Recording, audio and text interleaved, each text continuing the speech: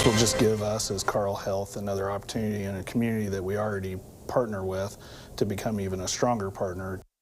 The future of Rantoul's emergency response and the vehicles assisting will look a little different now. Good evening, I'm Brandon Morano. And I'm Karina Rubio. Medical emergency services and responses were a topic of discussion at tonight's Village Board meeting.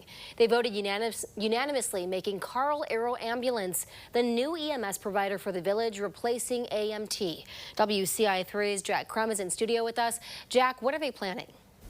Karina, for starters, it's a 4-year agreement between the village and Carle Health. Now, that begins on July 1st.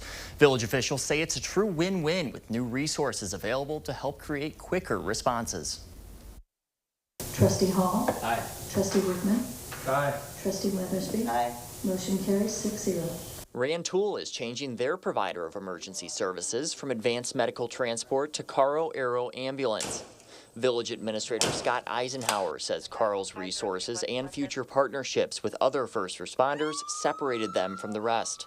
Between the training and the equipment, we just felt like this is a partnership that would be good for us for the next 4 years. Carle will house one fully staffed ambulance daily in Rantoul. While we experienced that in the past, we certainly wanted to make sure that as we move forward, that same requirement was a part of the provision. An increasing number of calls for emergency services in Rantoul made an on-site ambulance a top priority for the village.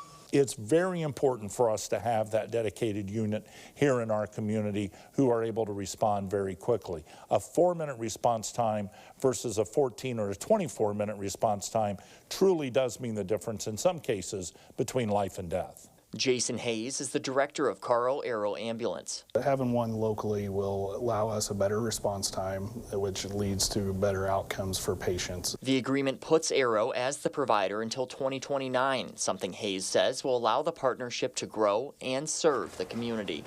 Our goal in that 4 years would be to truly begin the partnership, look at the needs of the community, look at the needs as far as from an EMS standpoint, and what can we provide extra and what can the village help us to provide. Again, the agreement does start on July 1st of this year. The location in Rantoul of the ambulance and staff is still to be determined. Karina? Jack, thank you.